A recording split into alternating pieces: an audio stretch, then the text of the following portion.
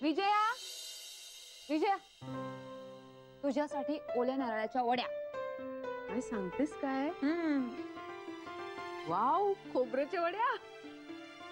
Thank you Archu. Welcome. म्हणजे मला खोबऱ्याच्या वड्या आवडतातच खूप, पण तुला माहितीये ना, मला खोबऱ्याच्या वड्यांपेक्षा ओल्या नारळाच्या करंज्या जास्त आवडतात. करंज्या? ग बाई, त्याच्यासाठी खूप व्याप आहे ग. म्हणजे तरी सुद्धा त्यातलं सगळं तू करणार असशील ना, तर मी तळायला येईल. नाही, आणि हे सगळं व्यापाचं काम जर मीच करणार असेल तर तू काय करणार आहेस ग? मग मी काय करणार? मी ना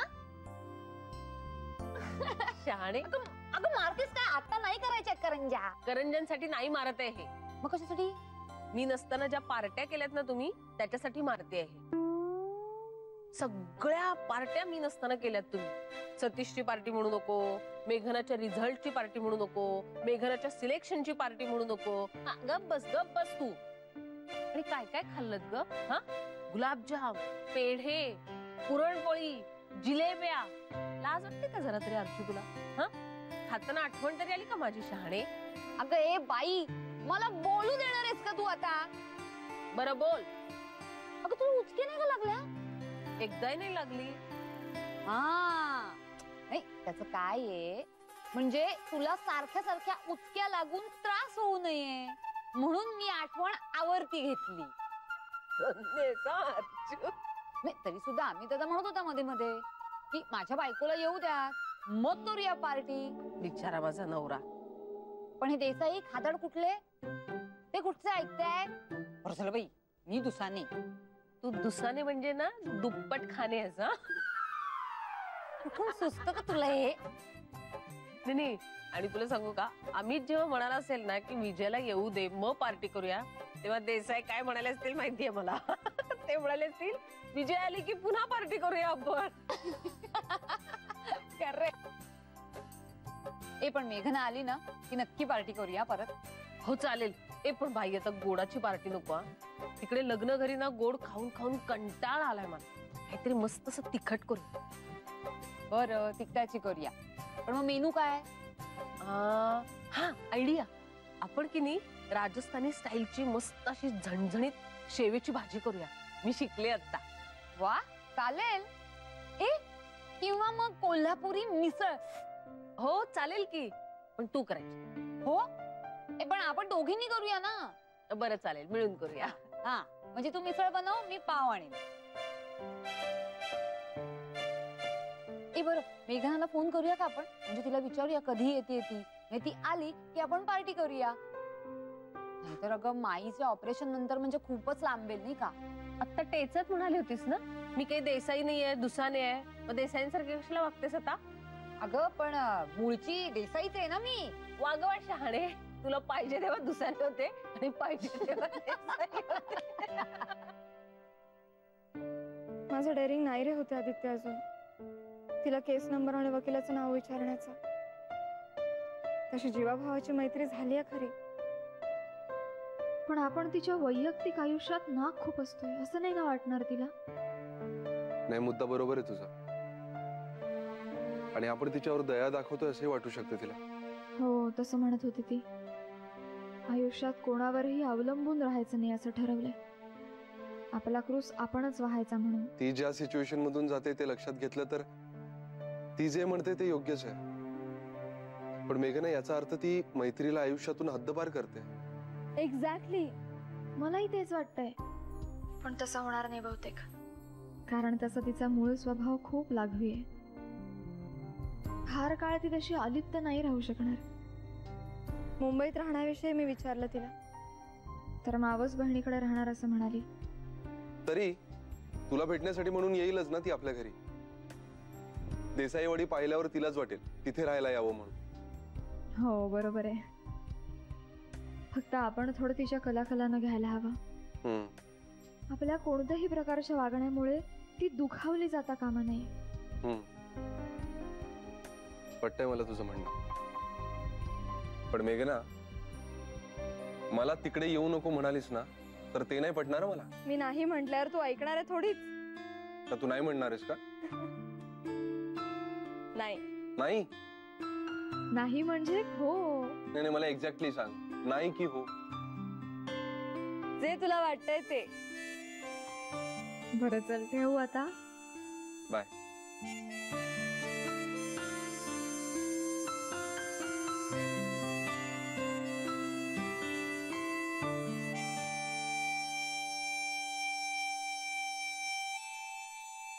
फोन तक्रार करतो आपण, पण जवळपास लाईफलाईनच आहे आपली. खरंय, त्यामुळेच तर साहिलशी बोलता येतं ना. तू साहिलला पण मुंबईला आणणार आहेस का? त्या बाबतीत अजून द्विधा मनस्थिती आहे माझी. अजून नेमका विचार नाही केला.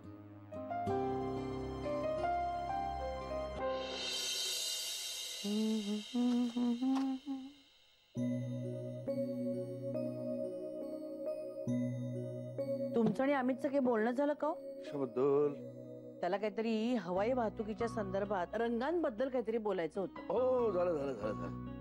त्याचा काहीतरी प्रोजेक्ट आहे रंगांबद्दलच. काय डिटेल अभ्यास केलाय ग पोरांनी. हाय हाय हाय, कौतुक वाटलं मला खूप त्याचं. त्याचा नुसता तू तो रिसर्च रिपोर्ट एकदा बघ. हा हा हा, क्या बात. हो ना. अहो, देवांच्या रंगांवरून पण मला काय काय सांगत होता. हो का? पण ही सगळी माहिती म्हणे तुम्हीच दिलेत त्याला. हा अगं माहिती म्हणजे काय, जे आपलं मला माहित होतं, आईबाबांनी सांगितलं होतं ते त्याला सांगितलं आपलं मी.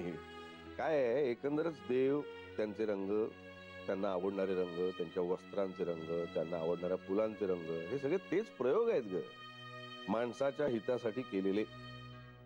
कारण मानव प्राणी हा एक नंबरचा खट प्राणी आहे. त्याला जर आपण सांगितलं की बाबा रे तू अमुक अमुक गोष्ट कर, ती तुझ्या हिताची आहे, तर तो करतो का? तू करतेस का?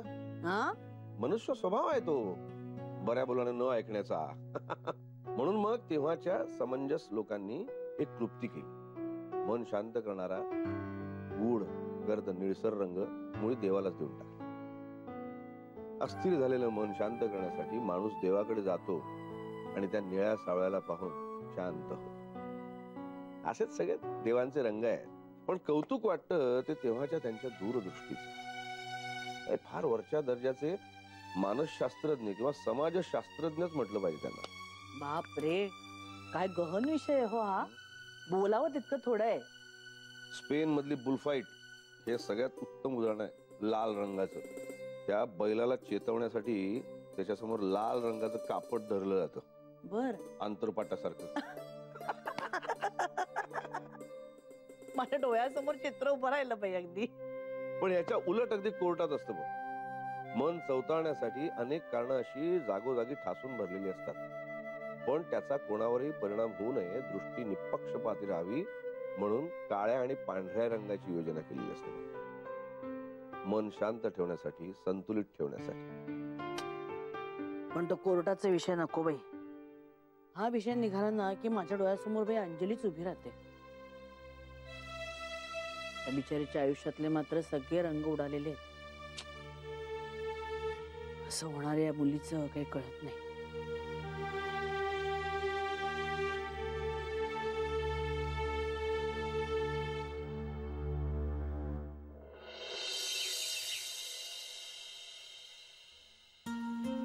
आदित्य, अरे तू मेघनाला आणायला जाणार आहेस ना? ते कधी? जाताना तो फ्लाईटने जाणार असेल आणि येताना ट्रेननी दोघ जण रमत गमत येतील. काय रे, बरोबर ना? Smart boy. काय रे अमित, त्याला उगीच बोलू नकोस. नाही म्हणजे आणाय विणायचं सोडून दे, पण तू इंदोरला साधं लग्नाला आला सुद्धा नाहीस माझ्या बरोबर.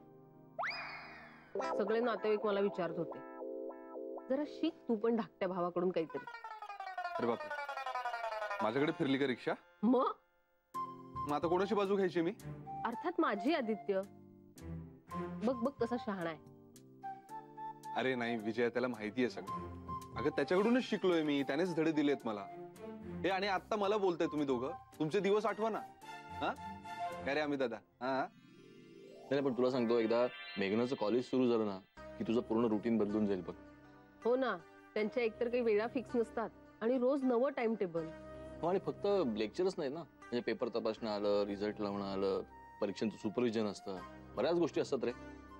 नाही नाही, तू एक काम कर, तू ना काय ते आत्ताच सगळी मजा करून घे, तुम्ही जाऊ नये कुठेतरी बाहेर. बरं मला सांग, नागपूरवरून डायरेक्ट घरी येणार आहात का कुठे वाटेत काही हिल स्टेशन वगैरे? अरे अमित, काहीतरी काय बोलतोयस तू? मेघना आल्यानंतर माईंचं ऑपरेशन करायचं लक्षात आहे ना? आहे विजया लक्षात. तू काळजी करू नको रे, तू जाऊ नये बाहेर फिरू नये. खरंच सांगतो, काय होतं आता नोकरी म्हणून जमत नाही, नंतर मग मुलं झाली म्हणून जमत नाही. बायकोचं ना आपल्याकडे पूर्ण दुर्लक्ष होऊन जातं. अय्या, काही काय बोलतोयस अमित? काय मी कधी रे दुर्लक्ष केलं तुझ्याकडे? हा, हो बघ बघ, आठव जरा आठव. तुला खरंच सांगतो मी, अरे ना पार कामवाल्या पोरामध्ये रूपांतर होतं रे आपलं. हे आणून दे, ते आणून दे, हे करून ठेव, ते करून ठेव. करेक्ट नाही? खरं सांग. तू अजिबात विश्वास ठेवू नको ह्याच्यावर. ह्याला ना चेव येतो तिकडे बायकोला तिकडे बोलायला. नाही, त्याच्याकडे बघून ऐक ना बोलतो. तू. अरे अरे पण नाही, आणि ह्याची नेहमीची सवय, हा कुणीतरी तिसरा माणूस. उशीर झालाय मला. हे बघ, नाही, कसा मला शाळा जावं आहे, लागेल. मी तुला पोऱ्या बरोबर कामवाला पोऱ्या लक्षात ठेव. तुमचं करेक्ट चालू आहे. All the best. अमित, तू काही काय सांगतोस रे त्याला? गंमत ग. गंमत काय? हे घे थोडासा उपमा. नाही नको बस. अरे नाही नाही नाही मला खरंच अरे केवढंच खाल्लं खाल्लं मी. थोडं नको घे, थोडं. नको विजय, अरे कामवाला पोऱ्या झालाय माझा. वाढ. अंजली ताई, तुमच्या पोस्टिंगचे लेटर येऊन राहिलं ना आज? अहो मी तुम्हाला सांगितलं होतं ना, तुम्हाला मुंबईला पोस्टिंग मिळणार म्हणून. मग खुश ना आता? पुढच्या लेक्चरले ना तुम्हाला पोस्टिंगचं लेटर मिळेल.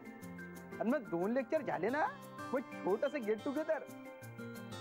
आणि मग लगेच निरोपाचा समारंभ ना. तुम्हाला सांगतो मेघना ताई, माणसं 8 दिवस जमतेत आणि लळा लावून जातेत ना. माणसं कुठल्या गावाहून येतेत आणि मैत्रीत पाडतेत. आणि मैत्री झाली की लगेच ताटात उठना. फार मुश्किल घडी असते ती. लई त्रास होतो मग जीवाले.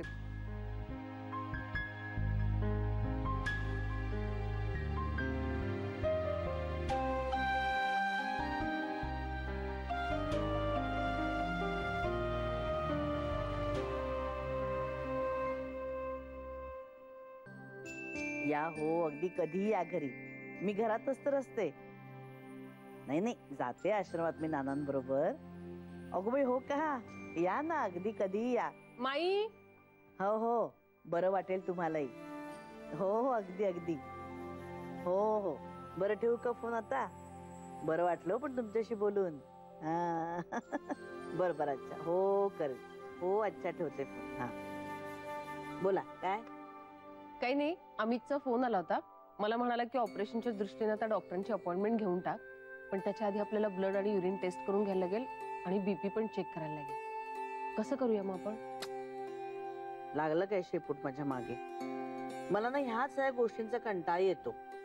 अगं पण वेळ ना अजून अपॉइंटमेंट घ्यायला. अहो माई, असं काय करताय? मेघना आली की आपण करणारच आहोत ना ऑपरेशन, आणि त्याला काही तर फार वेळ नाहीये. मी घेते अपॉइंटमेंट. बघूया आपण तेव्हाचं तेव्हा काय ते. अहो माई, असं काय कर. बरं ठरव तुला काय हवंय. हा, आणि आता काही टेन्शन घेण्यासारखं नसतं. हो. लॅबवाल्यांना एक फोन केला ना की त्यांचा माणूस येतो घरी, ब्लड आणि युरिन कलेक्ट करतो. बीपी मात्र आपल्याला चेक करून घ्यायला लागेल. मी आता म्हंटल ना काय ते ठरवते. तू ठरव तसं मी करेन, मग तर झालं. थँक्यू माई. टेस्टच्या आधी चहा नाही पिता येणार तेव्हा ना, म्हणजे मग आता ते उद्या की उद्या बघू आपण. त्यांना तुम्ही सांगायचं आणि आम्ही तसं करायचं बस. अहो बाई, फक्त ऑपरेशन पर्यंत.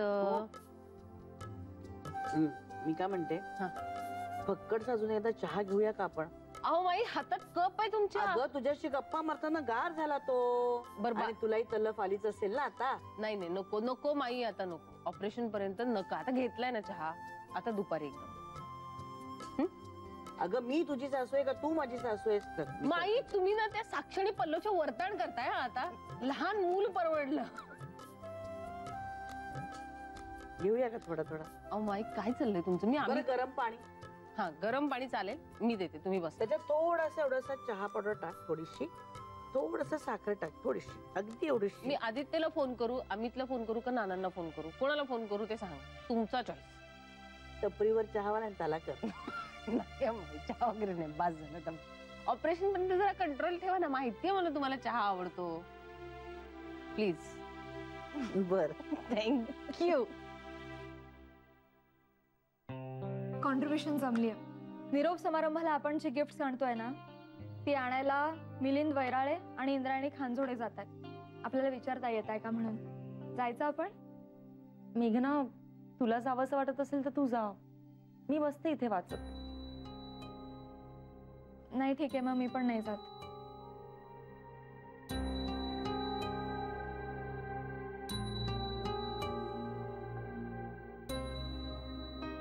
हा हॅलो इंद्रायणी. हा तुम्ही जाऊन या, आम्ही नाही येत आहोत. हो विचारलं. हो ती नाही म्हणून मी नाही. हो जाऊन या. Okay bye. अगं तू का नाही गेलीस? उगाच थांबलीस माझ्यासाठी. नाही ग, तुझा मूड नाहीये हे कळतंय मला, म्हणून थांबले. हे आपण एक गेम खेळूया. गेम? चल ना खेळूया. आमचे नाना ना असे मस्त मस्त गेम खेळून वातावरण अगदी प्रसन्न ठेवतात आणि मनातल्या कोंडवाराला व्यवस्थित वाटही मोकळी करून देतात. चल ना खेळूया. मेघना प्लीज, तू माझं दुःख तुझ्या अंगावर नको घेऊस. मला सवय दमायची अशी लढता लढता. त्याला पर्याय नाहीये. तू ह्यात गुरफटू नकोस. नाही अंजली, मी तुझ्यात गुरफटत नाहीये. तुला माझ्या आनंदात ओढून घेते.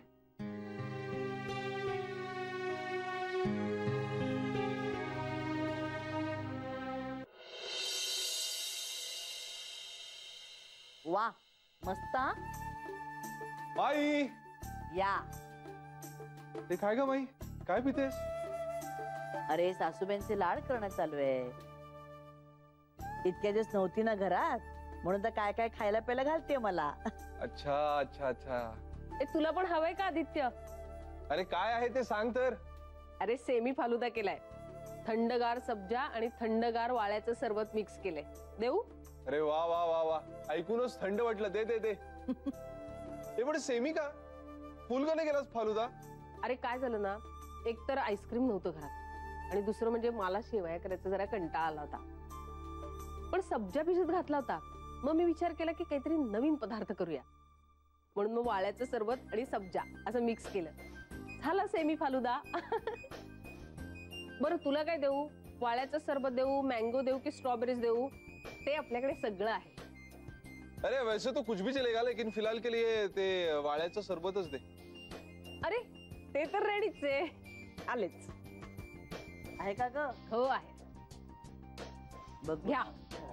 थँक्यू. वेलकम. अरे काय माहितीये का, माईंना उन्हाचा त्रास होतो हे फक्त निमित्त आहे. अरे आता मुलंही येतील ना, त्यांनाही देते जरा थंड सरबत. आणि माई, मुलांनी जर हट्ट केला ना आईस्क्रीम पण पाहिजे म्हणून, तर सरळ मी पल्लवलाच दामटवणार आहे आईस्क्रीम आणायला. अरे वा, म्हणजे मला डबल धमाका आहे. आईस्क्रीम सकट पुन्हा एकदा. अहो माई काय चाललंय तुमचं? चालतं ग. अरे आदित्य, तुझं फ्लाईट होतं ना आता, म्हणजे म्हणून लवकर आलायस ना तू ऑफिस मधून घरी? येस. अगो बाई, हो की काय? अरे मग जास्त पिऊ नकोस. ते विमानात मिळतं ना काहीतरी खायला प्यायला. काय छे ग माई, ते कोण खाणार? ते अजिबात चांगलं नसतं आणि ते मूर्ख किमतीला विकत घ्यावं लागतंय. अरे पण विमानाच्या तिकिटातच तुम्हाला सगळं मिळतं ना खायला प्यायला. त्याचेच तर एवढे पैसे घेतात. माई, ते नानांच्या काळात, आता विसरायचं ते सगळं. ते फक्त लॉंग फ्लाइट्स वरच अवेलेबल असतं. हो का? मग बाबा पोटभर खाऊन जा. हो, हवं तर पार्सल पण देतो आम्ही तुला, काहीतरी पराठा वगैरे. काय ग? आणि सरबत अजून घे मग. अहो माई, नाही नाही म्हटलं, सरबतानी काय होणार आहे? बायकोला भेटायची ओढ लागलीये ना, या फालुद्यांनी वगैरे काही नाही होणार आहे त्याचं.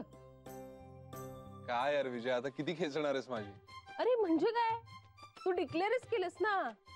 माहितीये ना माई, 8 दिवस सुद्धा बायको शिवाय राहू शकत नाही म्हणे. आता तुला असंच छळणार आहे आम्ही, कळलं ना? आणि आता तर डायरेक्ट आणायलाच चाललाय तिला. म्हणजे काय, तुला आता आमची बोलणी ऐकून घ्यायलाच लागते. का ग चैते? माई आणि आत्तापुरतं नाही, जन्मभर ऐकून घ्यायला लागणार आहे तुला, काय कळलं मस्त ना? झालंय सरबत, माहितीये तुला? गप्प बस. अरे सुंदर, अप्रतिम. विषय बदलू नका. गेला ना काढून फोटो. अरे कायले पाय पडून राहिली, मला बुड्ढा करून राहिली की तू? चला चालू तर तुमच्या जांगड गुत्ता.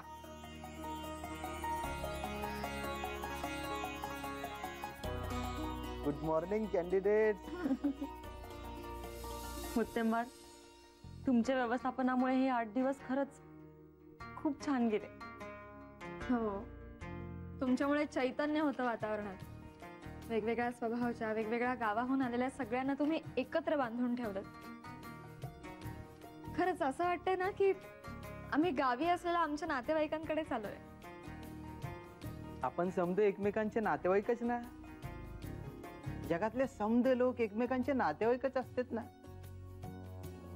प्रभाताई म्हणते हसत खेळत राहावं, आनंदी राहावं. काय बरोबर बोलून राहिलो ना अंजली ताई मी ना? हो. आता तुम्ही मुंबईच्या कॉलेजवर कधी येणार? त्याशिवाय आपली भेट कशी होणार? आता पुढच्या वर्षी रिफ्रेशर कोर्स असते ना, त्याला तुम्हाला इकडेच यावं लागते ना. अच्छा, असंही असतं का? बरं मग. चला मग, ऑल द बेस्ट.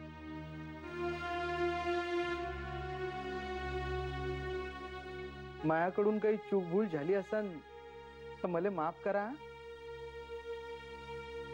आमचं तर जेवण बी तुम्हाला तिखट लागलं ना बाप्पा. जेवण तिखट असलं तरी तुमचा स्वभाव गोड आहे ना, त्यामुळे बरोबर बॅलन्सिंग झालं. चला मग, उद्यापासून मागच्या बॅचचा रिफ्रेशर कोर्स चालू होऊन राहिला. त्याची तयारी करणं पडेल ना मला. येतो मग मी ना.